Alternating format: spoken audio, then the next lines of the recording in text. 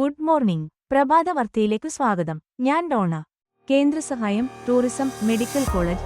വയനാടിന്റെ പ്രിയങ്കരിയാകാൻ പ്രിയങ്കയ്ക്ക് കടമ്പകളേറെ. കൽപ്പറ്റ. വയനാട് ജില്ല ഏറ്റവും മോശം സ്ഥിതിയിലൂടെ കടന്നുപോകുമ്പോഴാണ് ഇന്ദിരാഗാന്ധിയുടെ പിന്മുറക്കാരി എന്ന വിശേഷണത്തോടെ പ്രിയങ്ക ഗാന്ധി വയനാട്ടിലേക്ക് എത്തുന്നത്. കോൺഗ്രസ് കാടിളക്കി പ്രചാരണം നടത്തിയിട്ടും പ്രതീക്ഷിച്ച വോട്ട് പെട്ടിയിൽ വീണില്ല.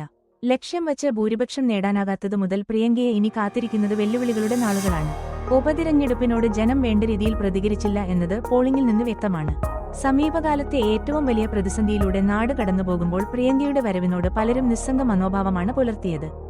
അതുകൊണ്ട് ജനങ്ങളുടെ ഇടയിലേക്കിറങ്ങാതെ പ്രിയങ്കയ്ക്ക് മുന്നോട്ടു പോകുന്നത് ബുദ്ധിമുട്ടാകും. ഉരുൾപൊട്ടൽ ദുരന്തത്തിൽ നിന്ന് നാട് കരകയറിയിട്ടില്ല. ഫണ്ടനുവദിക്കുന്ന കാര്യത്തിൽ കേന്ദ്രം ഉരുണ്ടു കളിക്കുകയാണ്. പാർലമെന്റിലെത്തിയാൽ പ്രിയങ്ക ഗാന്ധി ആദ്യം ഉന്നയിക്കേണ്ടി വരുന്ന വിഷയവും ഇതായിരിക്കും. ഉരുൾപൊട്ടൽ ദുരന്തത്തിൽപ്പെട്ടവർക്ക് അർഹമായ സഹായങ്ങൾ എത്തിക്കുക എന്നതായിരിക്കും പ്രിയങ്കയെ കാത്തിരിക്കുന്ന ആദ്യത്തെ വെല്ലുവിളി. കനത്ത മഴയും ഉരുൾപൊട്ടൽ ഭീതിയും മൂലം വയനാട്ടിലെ വിനോദസഞ്ചാര മേഖല തകർന്നടിഞ്ഞു. ലോകത്തിലെ തന്നെ ഏറ്റവും മികച്ച വിനോദസഞ്ചാര കേന്ദ്രമാക്കി മാറ്റാനുള്ള വെല്ലുവിളിയാണ് ലോക്സഭാ പ്രതിപക്ഷ നേതാവ് രാഹുൽ ഗാന്ധി പ്രിയങ്കയ്ക്ക് മുന്നിൽ ആദ്യം വച്ചത്. പ്രചാരണത്തിന് എത്തിയപ്പോൾ കാരാപ്പുഴ ഡാമിൽ സിബ് ലൈനിലൂടെ സഞ്ചരിച്ച് രാഹുൽ വയനാട് സുരക്ഷിതമാണെന്ന് പ്രഖ്യാപിക്കുകയും ചെയ്തു. പെട്ടിക്കട മുതൽ പഞ്ചനക്ഷത്ര ഹോട്ടലുകൾ വരെ പ്രതിസന്ധിയിലൂടെയാണ് കടന്നുപോകുന്നത്. ടൂറിസം മേഖലയെ ആശ്രയിച്ച് പതിനായിരങ്ങളാണ് വയനാട്ടിൽ ജീവിക്കുന്നത്. തകർന്നു തരിപ്പണമായ വയനാട്ടിലെ ടൂറിസം പുനരുജ്ജീവിപ്പിക്കാൻ പ്രിയങ്കയ്ക്ക് അംബാസഡറായി പ്രവർത്തിക്കേണ്ടി വരും. പതിറ്റാണ്ടുകളായി വയനാട്ടുകാർ ഉന്നയിക്കുന്ന ആവശ്യമാണ് മെഡിക്കൽ കോളേജ്. ഉമ്മൻചാണ്ടി സർക്കാരിന്റെ കാലത്ത് മെഡിക്കൽ കോളേജിന് തറക്കല്ലിട്ടതാണ്. പിന്നീട് മാനന്തവാടി ജില്ലാ ആശുപത്രിയിൽ മെഡിക്കൽ കോളേജ് എന്ന ബോർഡ് സ്ഥാപിച്ചതല്ലാതെ പ്രത്യേകിച്ചൊന്നുമുണ്ടായില്ല. പ്രിയങ്ക ഗാന്ധിയുടെ പ്രചാരണത്തിൽ പ്രധാന വിഷയമായിരുന്നു മെഡിക്കൽ കോളേജ്. എല്ലാ പരിശ്രമങ്ങളും മെഡിക്കൽ കോളേജിനു വേണ്ടി നടത്തുമെന്നാണ് ഉറപ്പ് നൽകിയത്. മെഡിക്കൽ കോളേജ് പ്രവർത്തനം തുടങ്ങാനായാൽ വലിയ നേട്ടമായിരിക്കും. കോൺഗ്രസ് ഭരിക്കുന്ന കർണാടക സർക്കാരിന്റെ കടുംപിടുത്തം മൂലമാണ് രാത്രിയാത്രാ നിരോധനം നീക്കാത്തതെന്നാണ് LDF പ്രചാരണം. പ്രിയങ്ക ഗാന്ധി എത്തുന്നതോടെ കർണാടകയുടെ മേൽ സമ്മർദ്ദം ചെലുത്തി രാത്രിയാത്രാ നിരോധനം നീക്കാൻ സാധിക്കുമെന്നാണ് കോൺഗ്രസുകാരുടെ പ്രതീക്ഷ. രാത്രിയാത്രാ നിരോധനം നീക്കാനായാൽ വിനോദസഞ്ചാര മേഖലയിലും ചരക്കു നീക്കത്തിലും വലിയ കുതിച്ചുചാട്ടമുണ്ടാകും. 52-ാം വയസ്സിൽ നെഹ്റു കുടുംബത്തിലെ ഇളമുറക്കാരി ആദ്യമായി പാർലമെന്റിലെത്തുമ്പോൾ കാത്തിരിക്കുന്നത് വലിയ വെല്ലുവിളികളാണ്. മണ്ഡലത്തിലെ ദുരിതങ്ങൾക്ക് ആശ്വാസം കണ്ടെത്തുക എന്നതിനൊപ്പം ദേശീയ രാഷ്ട്രീയത്തിൽ കോൺഗ്രസിന്റെ തിരിച്ചുവരവിന് ഉത്തേജനമാകുന്നതിനും വേണ്ടി പ്രിയങ്കയ്ക്ക് നന്നായി വിയർപ്പൊഴുക്കേണ്ടി വരും. മഹാരാഷ്ട്ര എന്നോട് എന്തിനിങ്ങനെ പെരുമാറുന്നു? 4 മാസത്തിനുള്ളിൽ ബിജെപിക്കെങ്ങനെ ഇത്രയും സീറ്റുകൾ? മുംബൈ ലോക്സഭാ തിരഞ്ഞെടുപ്പിൽ മഹാവികാസ് അഘാഡി സഖ്യം സംസ്ഥാനത്ത് നേടിയ വിജയത്തിൽ പ്രതീക്ഷ അർപ്പിച്ച് നിയമസഭാ തിരഞ്ഞെടുപ്പിനെ നേരിട്ട നേതാക്കൾ ഞെട്ടലിൽ. 4 മാസത്തിനിടെ ബിജെപിക്ക് എങ്ങനെയാണ് ഇത്രയധികം സീറ്റ് നേടാനായതെന്നായിരുന്നു ഉദ്ധവ് താക്കറെയുടെ ചോദ്യം. കോവിഡ് സമയത്ത് കുടുംബനാഥനെന്ന നിലയിൽ ഞാൻ പറയുന്നത് ശ്രദ്ധിച്ച മഹാരാഷ്ട്രയ്ക്ക് എങ്ങനെയാണ് എന്നോടിങ്ങനെ പെരുമാറാനായത്? 4 മാസത്തിനുള്ളിൽ അവർക്ക് എങ്ങനെയാണ് ഇത്രയധികം സീറ്റുകൾ നേടാനായത്? ഇത്തരമൊരു ഫലത്തിനായി അവർ എവിടെയാണ് മെഴുകുതിരി കത്തിച്ചത്? ഉദ്ധവ് താക്കറെ ചോദിച്ചു. മോദിയെയും അമിത് ഷായെയും അല്ല ജനങ്ങൾ ശ്രദ്ധിച്ചത്, ഞങ്ങളെയാണ്. അവർ പറയുന്നത് കേൾക്കേണ്ടെന്ന് ജനങ്ങൾ പറഞ്ഞിരുന്നു. അവരെ കേൾക്കാതെ തന്നെ അവർക്ക് വോട്ട് ചെയ്യാൻ ജനങ്ങൾ തീരുമാനിച്ചോ? ഒഴിഞ്ഞ കസേര എങ്ങനെ വോട്ടായി മാറും?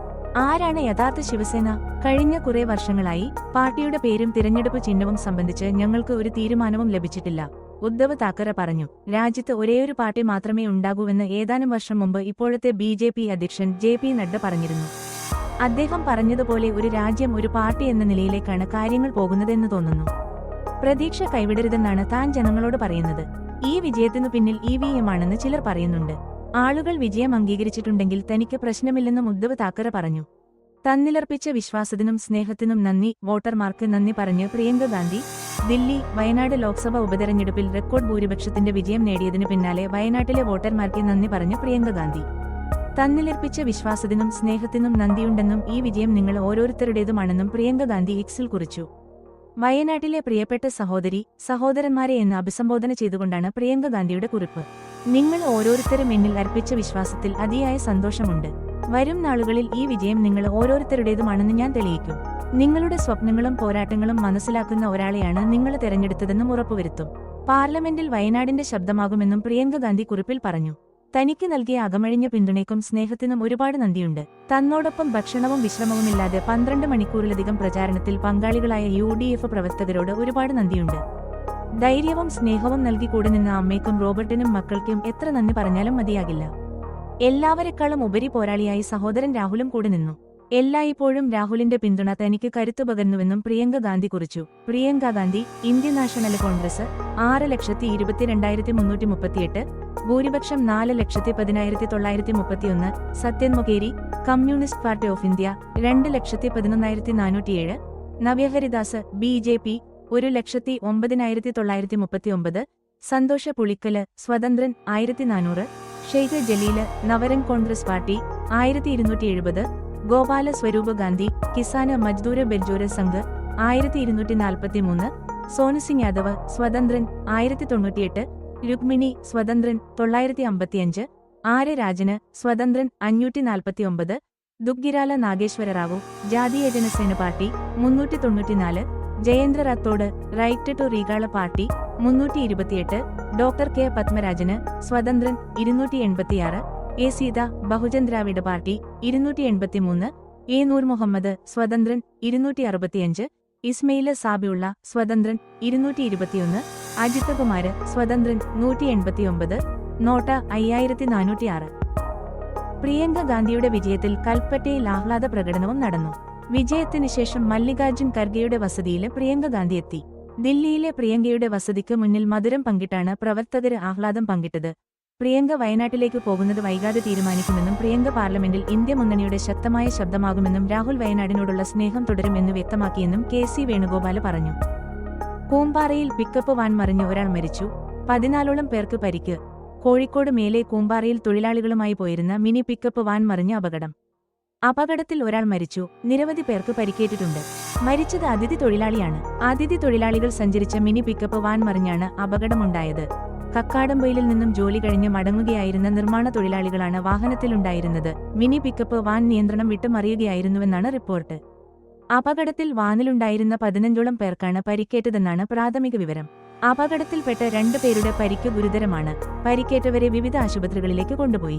വൈകിട്ട് 7ഓടെയാണ് മേലെ കൂമ്പാറയിൽ വെച്ച് വാഹനം മറിഞ്ഞ് അപകടമുണ്ടായ ഉടനെ നാട്ടുകാരാണ് രക്ഷാപ്രവർത്തനം നടത്തിയത്. ഫയർഫോഴ്സും സ്ഥലത്തെത്തി. നിയന്ത്രണം വിട്ട് റോഡിന് സമീപത്തെ സ്ഥലത്തേക്ക് മറിഞ്ഞ വാഹനം ഫയർഫോഴ്സും നാട്ടുകാരും ചേർന്നാണ് ഉയർത്തിയത്. അപകടത്തിൽ വാഹനം ഭാഗികമായി തകർന്നു. അറിയിപ്പുമായി KSEB. ഡിസംബർ 1 മുതൽ പുതിയ വൈദ്യുതി കണക്ഷൻ ഉൾപ്പെടെയുള്ള അപേക്ഷകൾ ഓൺലൈനിൽ മാത്രം. തിരുവനന്തപുരം, പുതിയ വൈദ്യുതി കണക്ഷൻ ഉൾപ്പെടെയുള്ള അപേക്ഷകൾ ഡിസംബർ 1 മുതൽ ഓൺലൈനിൽ മാത്രം.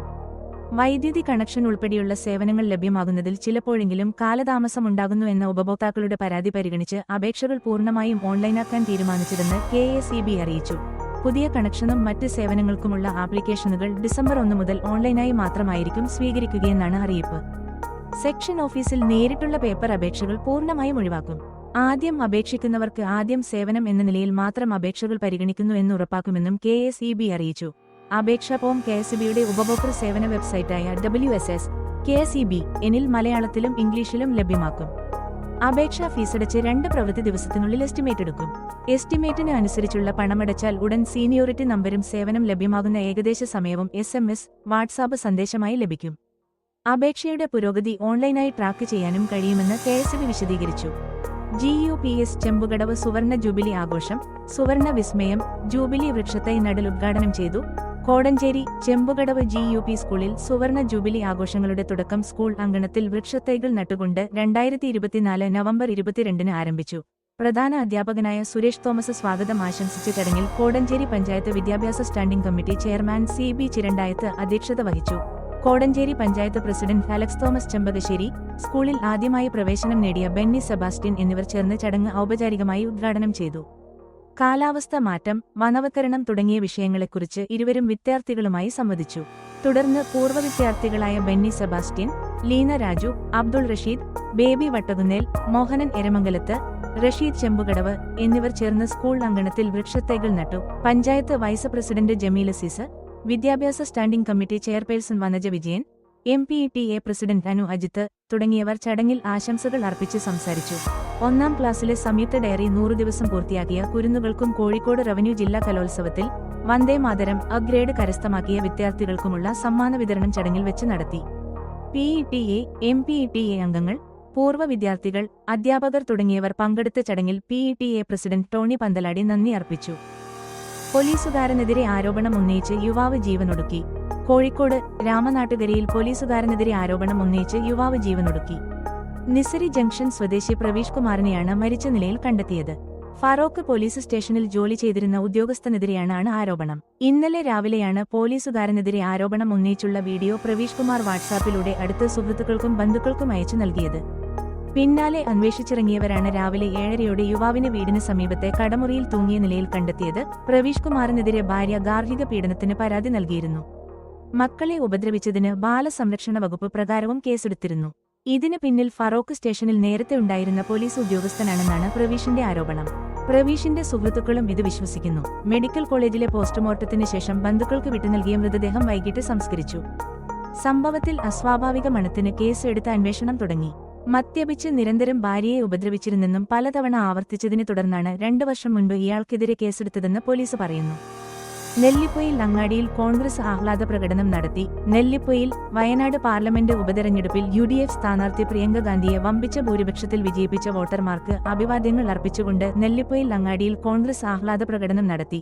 പ്രകടന യോഗത്തിൽ Thiruvambady block congress general secretary Wilson Tharappel സ്വാഗതം പറഞ്ഞു. കോടഞ്ചേരി മണ്ഡലം പ്രസിഡന്റ് വിൻസന്റ് വടക്കേമുറി ഉദ്ഘാടനം ചെയ്തു. Block treasurer Antony Neervelil, booth പ്രസിഡന്റ്മാരായ Roy Unkillel, Sabu Avannur, Chacko Orathu, Mathew Kurur, Joseph Kurur, ward പ്രസിഡന്റുമാരായ James Kizhakkukara, Raju Chethippuzha, block secretary Baby Kalappura, മണ്ഡലം സെക്രട്ടറി ബിജു ഓത്തിക്കൽ, കർഷക കോൺഗ്രസ് ജില്ലാ സെക്രട്ടറി സാബു മനയിൽ, മണ്ഡലം സെക്രട്ടറി ജോസഫ് ആലവേലിൽ നല്ലവരായ വോട്ടർമാർക്ക് ആശംസകൾ അർപ്പിച്ചു.